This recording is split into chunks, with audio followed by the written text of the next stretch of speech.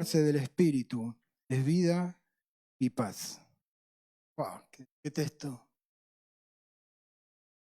¿Sabe cuántos seres humanos hay aquí? Todos. ¿No? Tú sabes que eres tricotómico. ¿Qué quiere decir eso? Que somos cuerpo, alma y espíritu. ¿No? ¿Cuántos tienen cuerpo aquí? ¿Y nos ocupamos del cuerpo? Sí, ¿no? Yo mañana me tengo que ir a hacer análisis de sangre, haceme acordar, Adri. Tengo que ir al ambulatorio porque, claro, uno pasa los años y se tiene que controlar, ¿no? Nos controlamos los triglicéridos, el colesterol y vas al médico, el médico te dice, gordito, tenés que hacer gimnasia, ¿no? Y tenés que comer menos, bueno, te da una dieta, bueno, que ya aparentemente la empecé, esperemos que me dé resultado. Amén. Oren por mí. Entonces, todos nos ocupamos del cuerpo.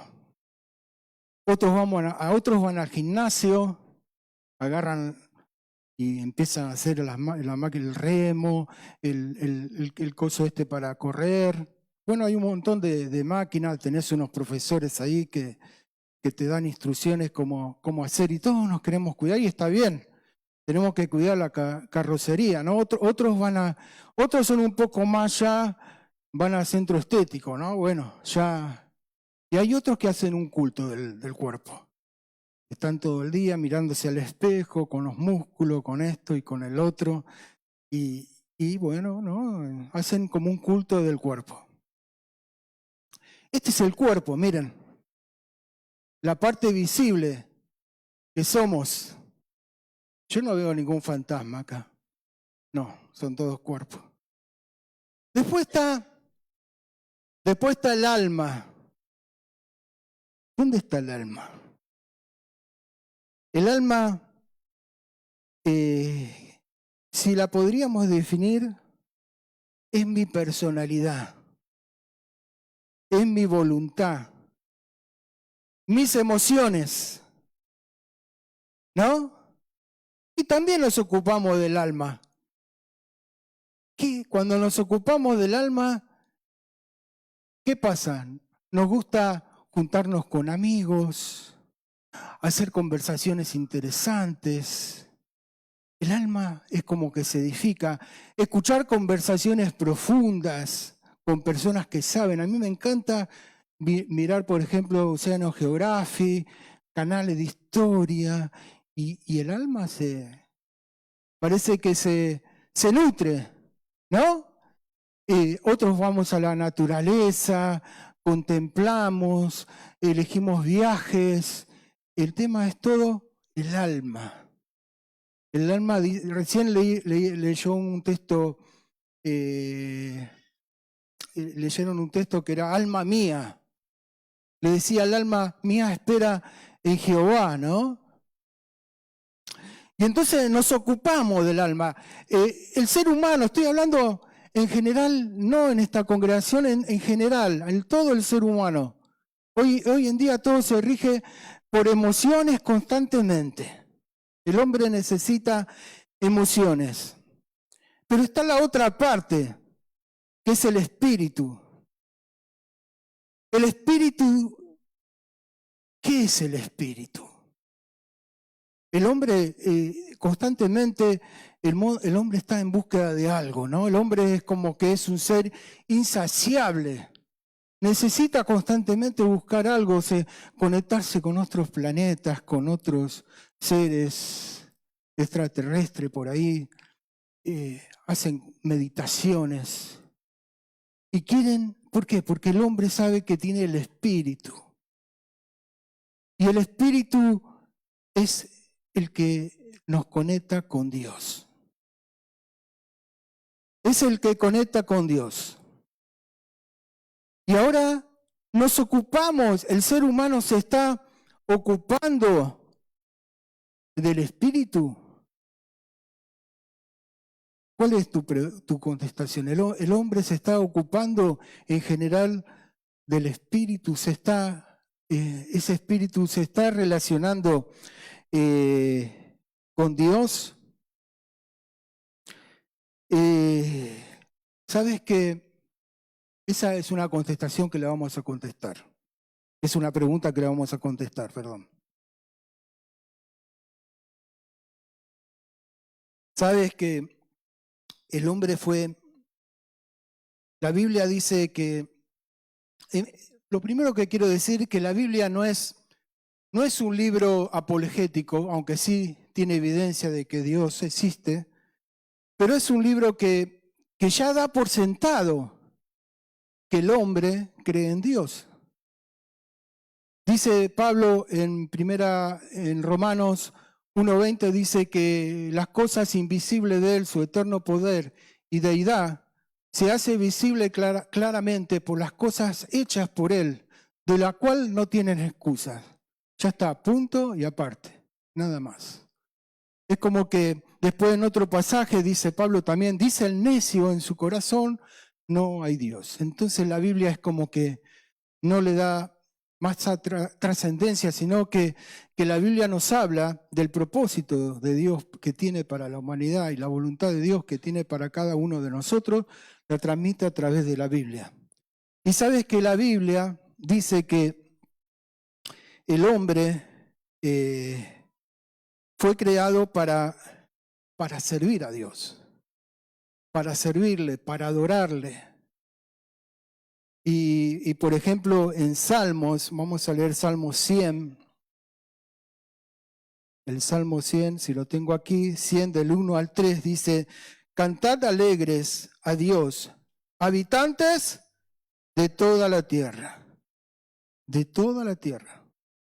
Servid a Jehová. ¿A quién le dice? A los habitantes de toda la tierra. Con alegría. Venid ante su presencia con regocijo. Reconoced que Jehová es Dios, y Él nos hizo, y no nosotros a nosotros mismos. Pueblo suyo somos, ovejas de su prado. Entonces, el hombre fue creado para estar con Dios, para estar en comunión con Dios. El hombre, el espíritu del hombre está creado para comunicarse con Dios, para tener comunión con Dios. Después dice, en Salmos 24:1 dice que de Jehová es la tierra y todo lo que en ellos habitan. Tú habitas en el planeta Tierra. Tú eres también propiedad de Dios, ¿no? Y dice que en el Edén, Dios en el Génesis nos habla que en el Edén Dios se relacionaba con el hombre, con Adán y Eva. Y el hombre tenía comunión, tenía relación con Dios. Y dice que el huerto del Edén era algo espectacular, especial, donde Dios se paseaba. Es algo que muy bonito, que dice que fue un lugar precioso, ¿no? Y entonces dice que Dios le dijo a Adán, no, esto no hagas. Pero, porque el día que lo hagas, Adán, ciertamente vas a morir. Entonces, ¿qué hizo Adán? Hizo todo lo contrario, Adán y Eva, ¿no? Hizo todo lo contrario, desobedeció a Dios. Y en ese momento, el hombre perdió la comunión con Dios. Dice que cuando el Señor habla de que el espíritu, vas a sufrir la muerte que es separación de Dios. Y cuando en ese momento el hombre desaparece, ¿qué se corta? Es la comunión con Dios. Aunque también es una muerte física, también fue una muerte espiritual. Dice que Dios creó al hombre a su imagen y semejanza. Por ejemplo, en Efesios nos dice que en el libro de Efesios, en ese momento, cuando el hombre pierde esa comunicación, esa relación con Dios, entonces se produce la muerte espiritual del hombre. ¿A través de qué? Del pecado. ¿Sabes que tú eres pecador? ¿O nunca dijiste una mentira? Ninguno es un santo acá de esos que nunca dijo una mentira ni nada, ¿no? Somos todos pecadores.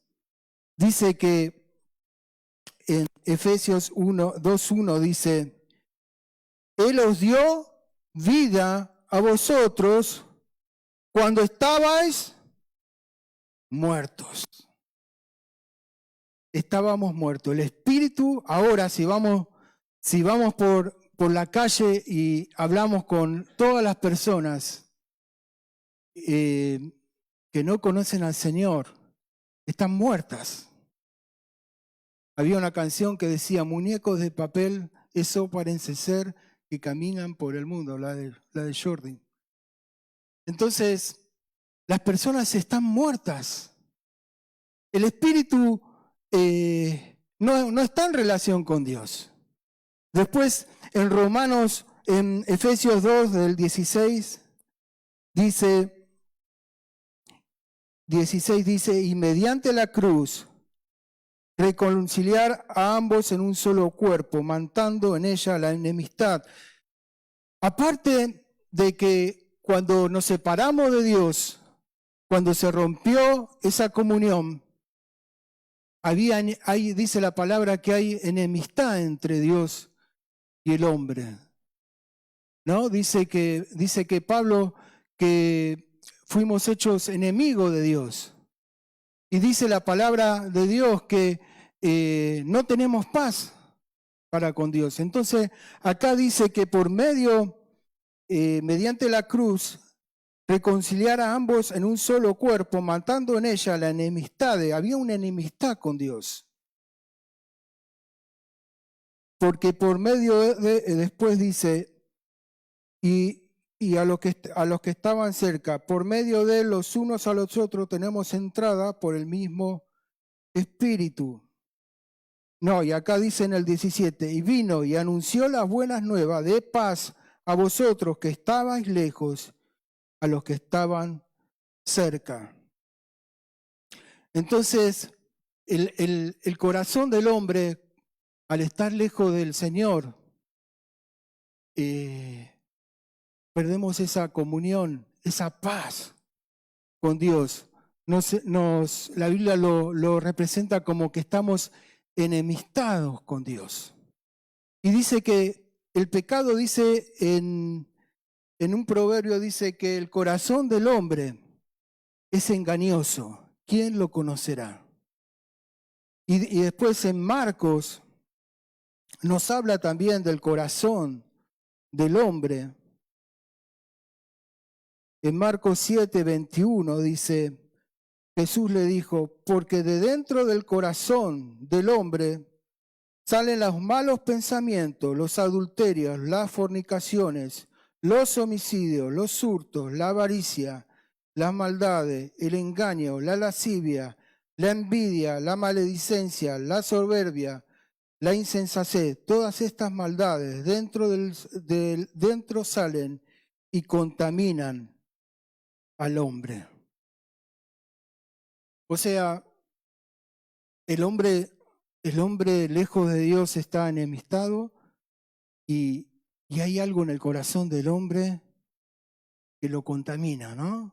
Nosotros que estamos aquí somos de la misma raza, ¿no? Somos seres humanos. Nosotros estamos contaminados. Dice la Biblia que del corazón del hombre sale todas las guerras, todo esto que hoy vemos. Hoy encendemos la tele y vemos constantemente noticias malas y noticias desalentadoras. ¿Pero de dónde sale? Sale del corazón del hombre. Porque somos seres malos.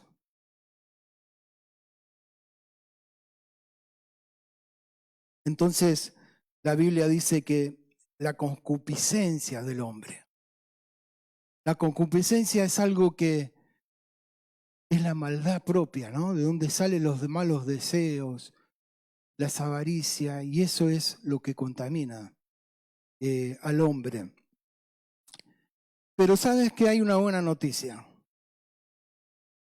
El Señor, Dios, a lo largo de todo el Antiguo Testamento, fue creando un plan para que el hombre volviera a estar en comunión con Dios.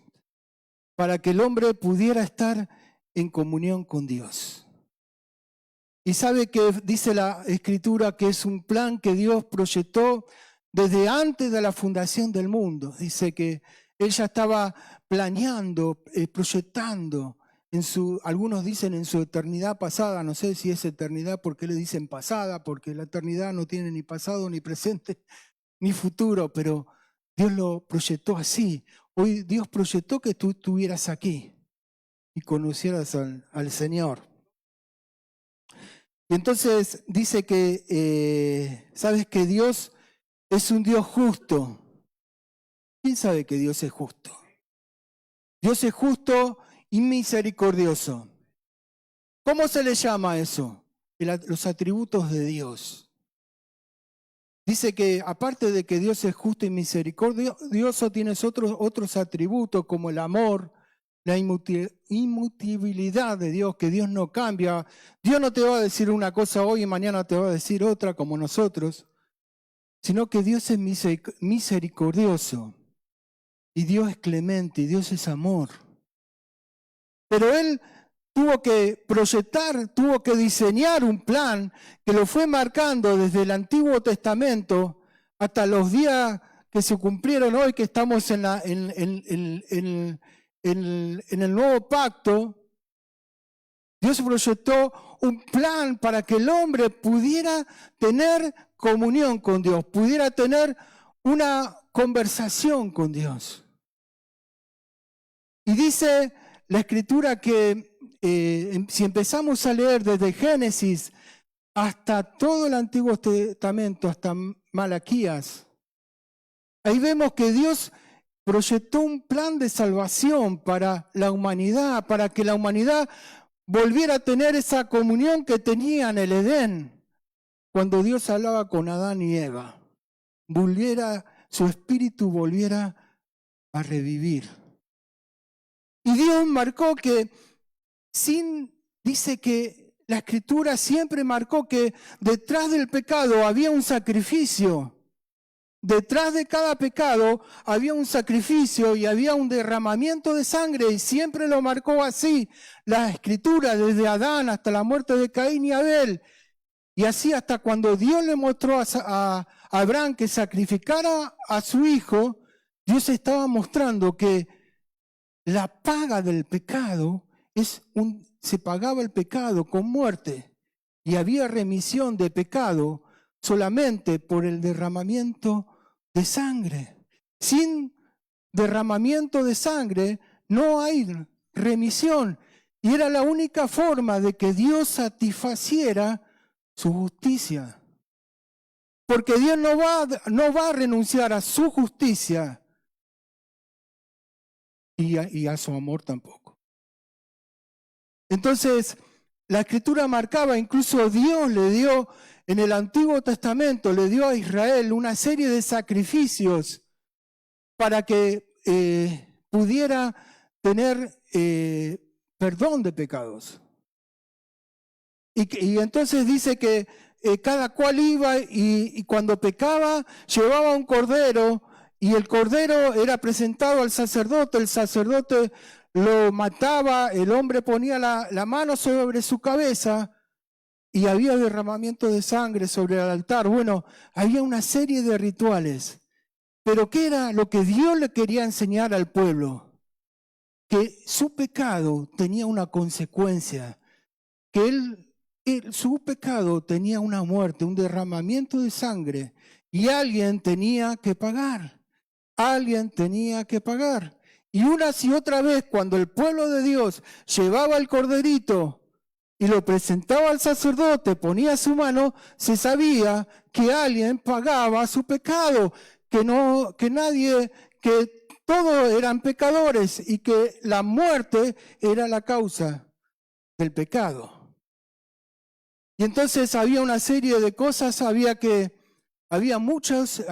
una serie de rituales, digámoslo así, la expiación, el día de la expiación de Israel, el día de la ofrenda, cuando alguien llevaba una ofrenda, y una serie de la expiación por el pecado. Bueno, había una serie de ritos, pero todo marcaba el mismo objetivo. Todos marcaban el mismo objetivo: la cruz de Cristo. Y entonces, ¿qué era consciente Israel? Israel era consciente que alguien tenía que pagar por el pecado. Y sin derramamiento de sangre no había remisión de pecado. Dice que el cordero que llevaban era un cordero sin manchas, era un cordero sin defecto. Y la sangre, la persona que llevaba el cordero también usaba la fe, porque cuando él ponía su mano en ese cordero, él tenía fe que su pecado era perdonado. Y entonces, pero sabe que Dios empezó a hablar a través de los profetas sobre Isaías, Jeremías, sobre muchos profetas, que él iba a enviar un cordero, que él iba a enviar, que esto de los sacrificios era solamente una sombra de lo que iba a venir. Y él empezó, a través de los profetas, iba anunciando que él iba a enviar a un Mesías que pagara la culpa de la humanidad. Y que ya este tema de los sacrificios se iba a acabar.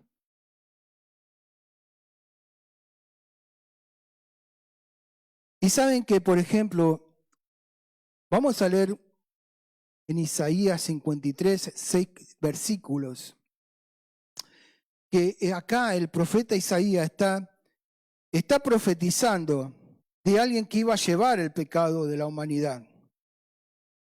Por ejemplo, Isaías 53, 6 dice: todos nosotros nos descarriamos como oveja, cada cual se apartó por su camino. Mas Jehová cargó en él el pecado de todos nosotros. ¿Cargó? Está hablando de algo profético. Cargó el pecado de todos nosotros. El 10 dice, el 53, 10 dice: con todo esto Jehová quiso quebrantarlo, sujetándole a padecimiento, cuando haya puesto su vida en expiación por el pecado. La expiación es el Dios dice que la expiación era una ofrenda que se daba. Era una ofrenda por el pecado de las personas que se daba en el altar. En el 11 dice: y verán el fruto de la aflicción de su alma y quedará satisfecho. Por su conocimiento justificará a mi siervo a justo a mucho, y llevará las iniquidades de ellos. El pecado también es una iniquidad. Y el 12 dice: por tanto yo le daré parte con los grandes y con los fuertes repartirá despojo, por cuanto derramó su vida hasta la muerte y fue contado con los pecadores, habiendo llevado el pecado de muchos y orado por los transgresores. Entonces, acá el profeta estaba profetizando, como en muchos otros lugares, que iba a venir alguien, un enviado de Dios, que iba a llevar el pecado, iba a expiarlo. Pero también es asombroso porque no solo esto iba a ser el Mesías, sino que, por ejemplo, también nos iba a dar un nuevo corazón, una nueva naturaleza. Por ejemplo, en Ezequiel 36, en Ezequiel 36, 26 dice, o 26 y 27, y os daré corazón nuevo y pondré espíritu nuevo dentro de vosotros, y que te haré de vuestra carne el corazón de piedra, y os daré un nuevo corazón, un corazón de carne, y pondré dentro de vosotros mi espíritu, y haré que andéis en mis estatutos y guardaréis mis preceptos, y los pongáis por obra. Y estos fueron profetizando los profetas, hasta que vino el último y gran profeta. ¿Quién fue? Juan el Bautista. Y ya por muchos años se fue profetizando y el pueblo de Israel fue practicando estos sacrificios en el altar. Pero los profetas simultáneamente iban profetizando que iba a venir el Mesías, que iba a llevar el pecado de la humanidad. Y el último y gran profeta fue Juan el Bautista, que Jesús le dijo que fue uno de los más grandes profetas. Y él estaba en el desierto y predicaba el evangelio diciendo, arrepentíos y convertíos porque van a venir nuevos tiempos. Dice, arrepentíos y convertíos y haced obras de arrepentimientos. Dice, y un día él estaba bautizando en el desierto y lo ve venir. Y dice, he aquí el Cordero de Dios que quita el pecado del mundo. Y esto dice, y este es lo que estaban diciendo y anunciando los profetas del Antiguo Testamento. Y hoy está aquí también.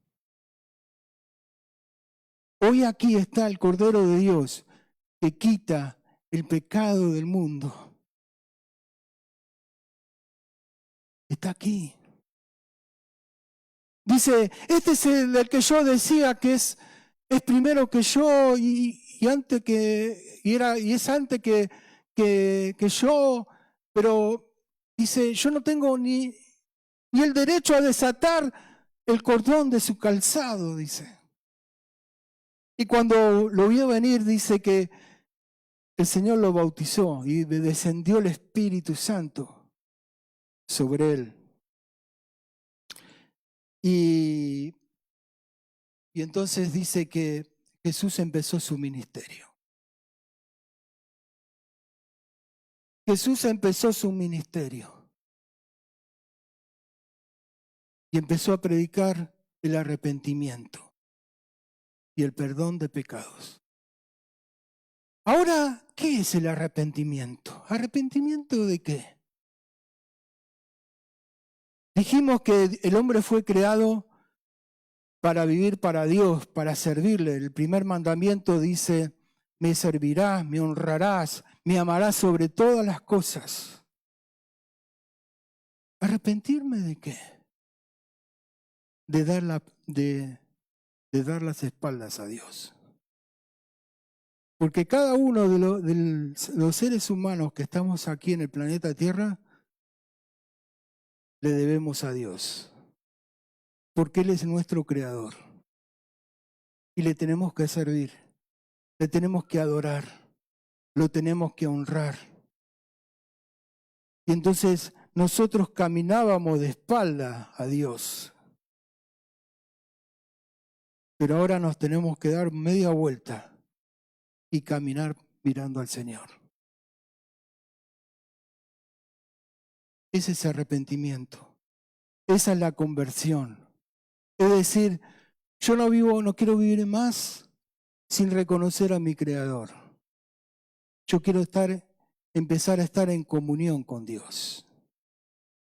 Pero saben que el Señor Jesús, cuando empezó su ministerio, se encontró con un estudioso de la ley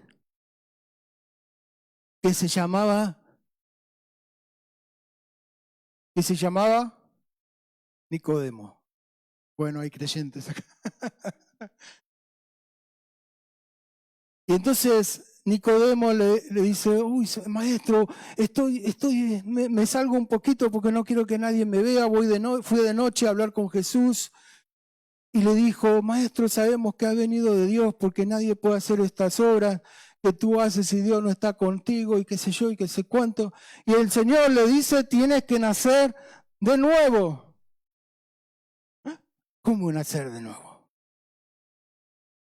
Sí, tienes que nacer de nuevo. Porque, ¿cómo es el corazón del hombre? Engañoso. Engañoso, más que todas las cosas, ¿quién lo conocerá? Dice la palabra, porque por más que quisieras hacer el bien, no lo puedes. En Romanos. Y Dios te tiene que dar un nuevo corazón. Ese es el nuevo nacimiento. Es el nuevo corazón. Es el nuevo corazón que los profetas estaban predicando. Por eso el Señor le dice a Nicodemo, tú eres maestro de la ley y no sabes esto. Y el Señor lo que había profetizado Ezequiel en el capítulo 36, que Dios le dará un nuevo corazón y pondrá mi espíritu en ustedes y le daré una nueva vida. Entonces, dice, ¿y cómo se puede hacer esto? Dice, de tal manera amó Dios al mundo que ha dado a su Hijo unigénito, para que todo aquel que en Él crea no se pierda, mas tenga vida eterna. Ahora, ¿sabes que todos vamos a morir? ¿Quién no sabe que va a morir? Que me diga que se lo voy a refrescar. ¿Sabe que todos vamos para el mismo lado? Había uno que decía un día más, un día menos. Un día más de vida, pero un día menos le queda.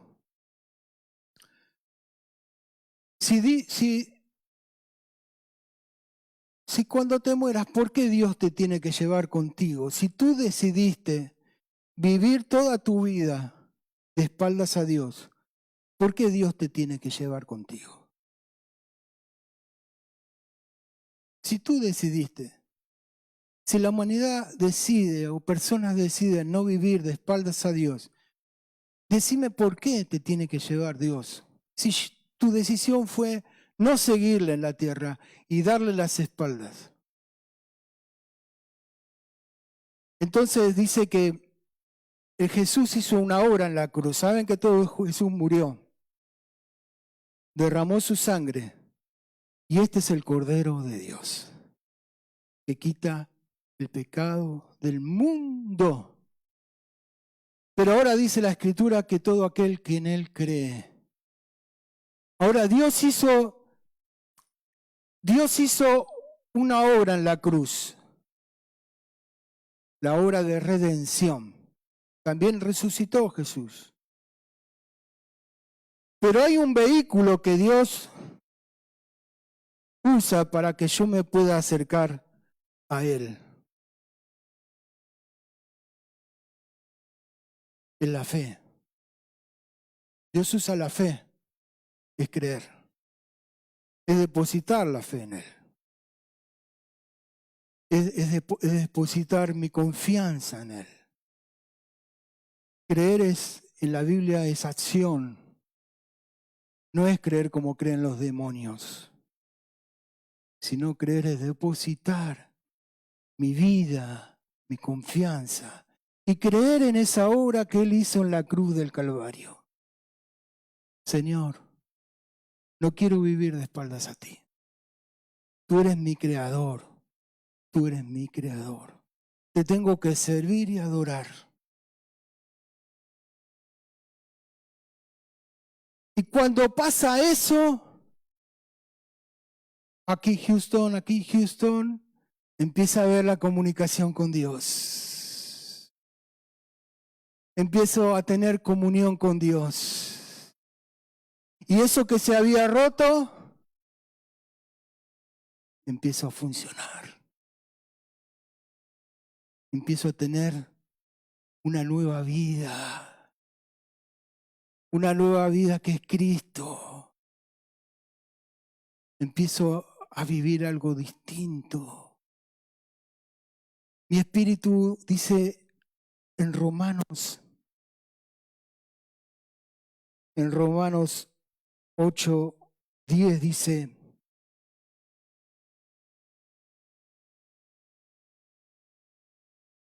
dice, pero si Cristo está en vosotros, el cuerpo en verdad está muerto a causa del pecado. Mas el espíritu vive. ¿Cómo hace el espíritu? Vive a causa de la justicia. La justicia es la que hizo Cristo en la cruz. ¿Qué te dije? Que estábamos muertos, el hombre está muerto. Pero ahora Cristo, cuando aceptamos al Señor, cuando creemos en su obra redentora, cuando depositamos nuestra fe en Él y nos volvemos a Dios en arrepentimiento, entonces el Señor te da vida espiritual, te da una nueva vida, porque tú no puedes. Y empezamos a tener comunión con Dios, ya empezamos a tener comunión. Dice un texto que me encanta, dice, y estamos completos en Cristo. ¿Qué le dije al principio de la predicación? ¿Qué éramos? Cuerpo, alma y espíritu. Pero el hombre sin Cristo solamente está en el cuerpo y en el alma. El que gobierna al hombre, que la Biblia lo dice carne, es el alma. Pero cuando Cristo viene a nuestras vidas y nos da una nueva vida, nos pone en Él y pone el Espíritu Santo en nosotros, entonces el alma es gobernada por el Espíritu Santo, por el Espíritu. Y estamos completos, porque ya no estamos en cuerpo y alma, estamos en cuerpo, alma y espíritu. Estamos completos, estamos en plenitud. Porque ahora está Cristo viviendo. Porque el hombre va a buscar y va a buscar y va a buscar. El hombre es un ser insaciable, buscará por la eternidad y no lo va a encontrar. El único camino es Cristo, la verdad y la vida. Entonces, tenemos al Señor, estamos completos en Él. ¿Y ahora qué hacemos? Dijimos que nos ocupamos de ir al médico, nos ocupamos del cuerpo, nos ocupamos del alma, pero ahora nos tenemos que ocupar del espíritu. Porque miren lo que dice, vamos todos a Romanos 8. Dice, porque el ocuparse de la carne es muerte, pero el ocuparse del espíritu es vida y paz. Claro, ahora estamos en Cristo, ¿no? Después voy a invitar a gente que no conoce al Señor que pueda recibirlo hoy, y pueda tener una nueva comunicación con el Señor. Pero nos ocupábamos del cuerpo, del alma, pero ahora nos tenemos que ocupar del espíritu, porque ahora el espíritu es el que va a gobernar nuestra alma. En nuestra alma que dijimos que está que la personalidad, las emociones, ¿qué más? Nuestros sentimientos, los pensamientos. Entonces, antes nos gobernaba el alma. No tomamos decisiones emocionales, tomamos decisiones porque tenemos unos sentimientos y a veces las decisiones son pecaminosas, a veces no tanto, pero él dice que el alma es engañosa. Pero ahora nos tenemos que ocupar del Espíritu. Esto me lo comparé con un gimnasio espiritual. Imagínense que estamos en un gimnasio. ¿Alguno fue al gimnasio? ¿Alguno aquí? ¿O somos todos sedentarios? ¿Fuimos al gimnasio alguna vez? Yo fui y duré 2 o 3 días, nada más. Le digo a mi mujer, me aburro.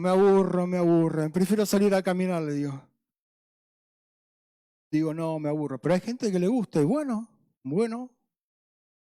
Supuestamente cuando vamos al gimnasio, ahora estamos los creyentes en un gimnasio espiritual. Y vos tenés que esforzarte, nos tenemos que ocupar. ¿Para qué? Para obtener resultados. Algunos quieren tener músculos, otros quieren bajar la panza, otros quieren, no sé, estar más ágil, bajar de peso, reducir masa corporal. Y entonces nos tenemos que ocupar. Es igual al espíritu.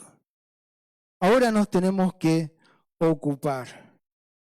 Ahora, cuando vamos al gimnasio tenemos una resistencia, ¿no? Las máquinas nos pesan, tenemos que hacer esfuerzo. Y tenemos ganas de tirar todo a la miércoles en un momento dado. Eso requiere esfuerzo. ¿Por qué? Porque hay que resistencia. Y miren la resistencia que tenemos los creyentes. Dice, en el 7:8 dice, por cuanto los designios, la voluntad de la carne, son enemistad contra Dios. La carne no se refiere a esto, al cuerpo, sino se refiere a los deseos del alma. Vamos a ponerle así, para no confundirnos, los deseos del alma. Porque los designios de la carne son enemistad contra Dios. Acá está la resistencia. Porque no se sujetan a Dios, ni tampoco pueden. Y los que viven según la carne no pueden agradar a Dios. ¡Wow! Tenemos resistencia que es la carne. Que es la forma que antes vivíamos. Vivíamos en los pensamientos del alma. No dejábamos que el alma sea gobernada por el Espíritu Santo, pero ahora sí. Pero se resiste el alma. ¿Vieron usted? No sé, yo cuando era pequeño me hicieron hacer un experimento en el colegio. Me pusieron en el frasco agua con aceite. No sé si alguno lo hizo. En mi época se hacía. Y entonces ahora me decía el maestro, bueno, ahora mézclalo.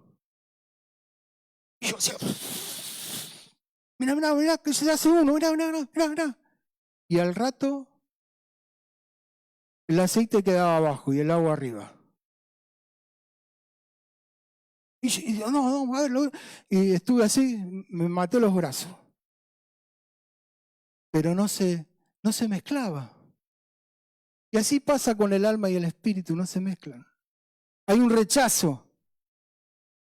Dice que las cosas del alma no pueden ir en concordancia con el espíritu.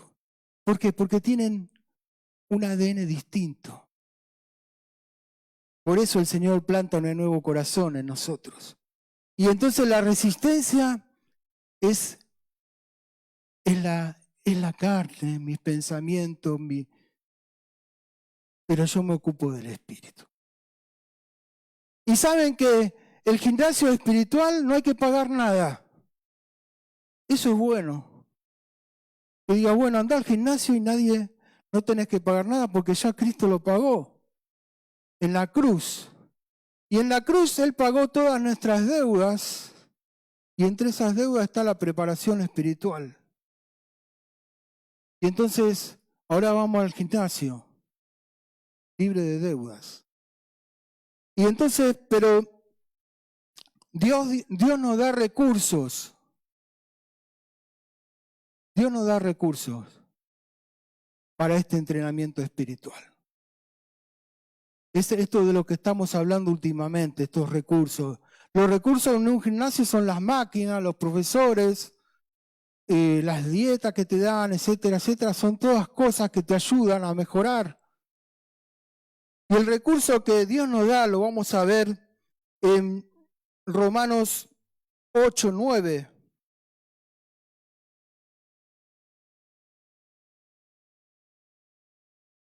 Dice, mas vosotros no vivir según la carne, sino según el Espíritu. Si es que el Espíritu mora en vosotros, si alguno no tiene el Espíritu de Cristo, no es de Él. Entonces, el Señor nos da recursos, nos da el Espíritu Santo. También dice, mira lo que dice en el 8, 26, 27. Dice en el 8, 26, 27, y de igual manera el Espíritu nos ayuda en nuestras debilidades. Pues, ¿qué hemos de pedir como conviene? No lo sabemos, pero el Espíritu mismo intercede por nosotros con gemidos indecibles. Mas Él, dijimos que el corazón del hombre es engañoso, mas Él escudriña los corazones, sabe cuál es la intención del Espíritu, porque conforme a la voluntad de Dios intercede por los santos. Dios nos da un recurso, el Espíritu Santo. Un fuerte aplauso al Señor.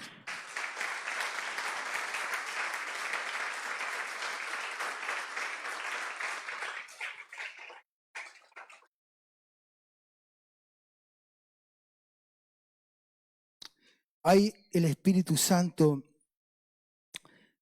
nos da ese nuevo nacimiento, ese nuevo poder para poder vivir esa vida en el Espíritu. Dice la palabra de Dios que, ahora vamos a leer en Romanos, pero nosotros vamos al gimnasio esperando, ¿qué queremos ver? Resultados. Pero hay un ejercicio fundamental que hay que hacer. Miren, lo vamos a leer en Romano.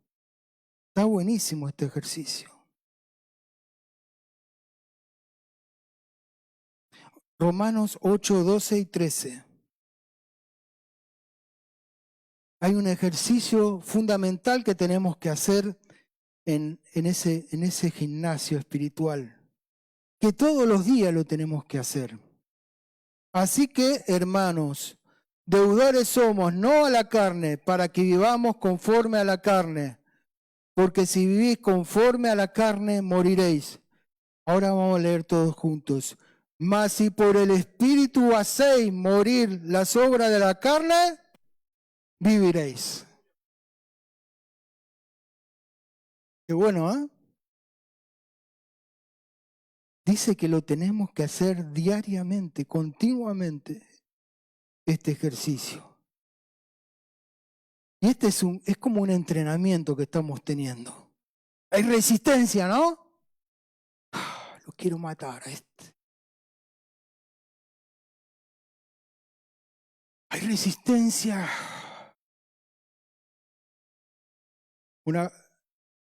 No sé si le ha pasado a usted. A mí hay días que me pasa que estoy en la presencia de Dios, parece que toco el techo.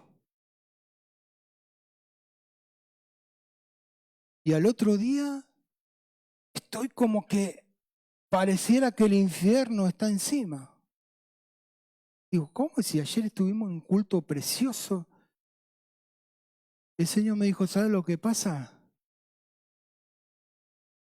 Que tu carne se está retrocediendo. Y es doloroso cuando la carne retrocede, para que el Espíritu haga la obra en ti. El ejercicio espiritual es un esfuerzo, pero también es un dolor. Entonces cuando el Espíritu Santo va haciendo la obra y yo lo dejo, entonces la carne se va doblegando, pero también se siente que va sufriendo, pero se va a adaptar, porque la tengo que manejar por el Espíritu Santo. Mi alma, mi vida no puede estar regida por mi alma, sino mi alma a través del Espíritu Santo de Dios es la que gobierna mi vida ahora. Sí, obviamente, Dios nos sigue dejando con voluntad, con sentimientos, con deseos, con cosas de nuestra personalidad, pero ahora bajo supeditada al Espíritu Santo de Dios.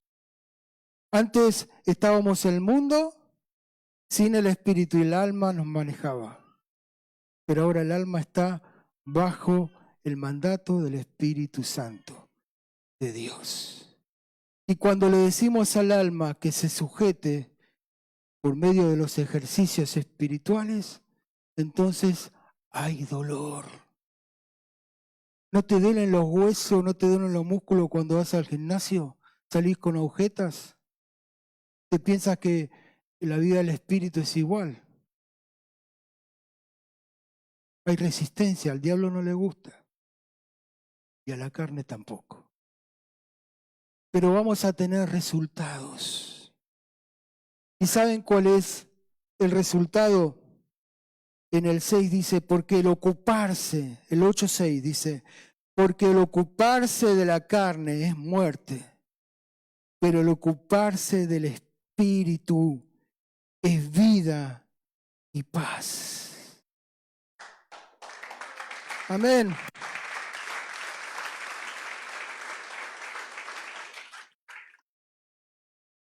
Yo ahora me ocupo. Y miren, sigue la esperanza. Dice que la vida, vamos a ver resultados, pero también vamos a tener esperanza, porque nuestra vida es una vida de esperanza. Dice el 8:11, y si el espíritu de aquel que levantó de los muertos a Jesús mora en vosotros, el que levantó de los muertos a Cristo vivificará también vuestros cuerpos mortales por su espíritu que mora en vosotros. ¡Wow! ¡Gloria!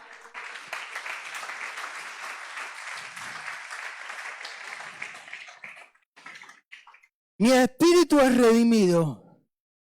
Mi carne, mi alma está siendo transformada por medio del Espíritu Santo.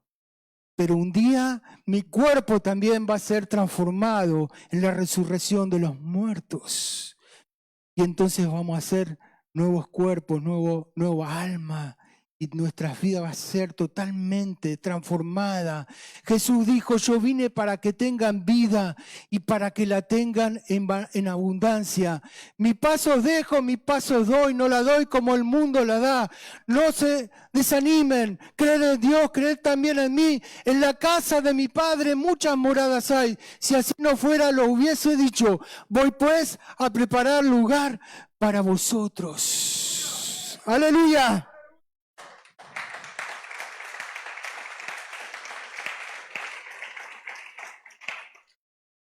Y dice el 18, dice, pues tengo por cierto que las aflicciones del tiempo presente no son comparables con la gloria venidera que en nosotros ha de manifestarse. ¡Wow! El problema que pasemos ahora dice que no son comparables con la gloria que nos espera. Y es esa esperanza, ¿no? ¿Por qué esperar si podemos vivir esa vida de gozo, esa vida de paz y esa vida abundante del Señor la podemos vivir ahora? ¿A qué esperar? ¿A qué esperar? Hay alguno que conoce al Cristo y dice, yo tengo mi comunión rota con Dios y hoy quiero reconocer a mi Creador. Hay alguno que dice, entendí que hoy tengo que echarme a los pies del Señor y que Cristo murió por mí en la cruz del Calvario. ¿Hay alguno? ¿Hay alguno? ¿O somos todos de la casa? O hay alguno que dice, no conozco al Señor, no estoy seguro. Hay alguno que dice que hoy es el día aceptable, dice, es el día de salvación. ¿Sabes que cuando uno se resiste al llamado de Dios, a veces nos vamos... ¿Vieron cuando se forman los callos? Entonces, a veces no dejemos, dice, hoy es el día de salvación. No dejemos para mañana. El Señor quiera bendecir este momento. Si alguno dice, Señor, quiero entregar mi vida, bueno, venga, hablemos. Acá están los pastores, ancianos, las mujeres también. Podemos conversar.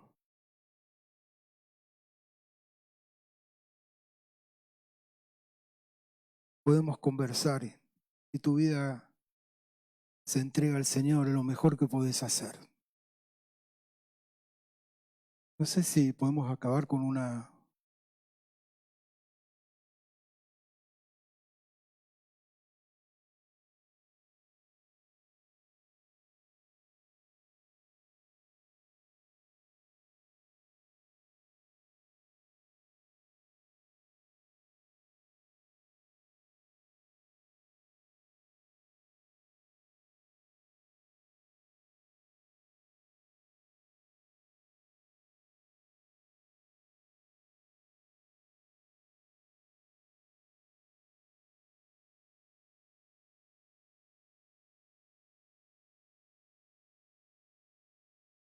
No sé, capaz, no sé si esto lo ven también por YouTube, puede haber gente que también quiera entregar su vida al Señor.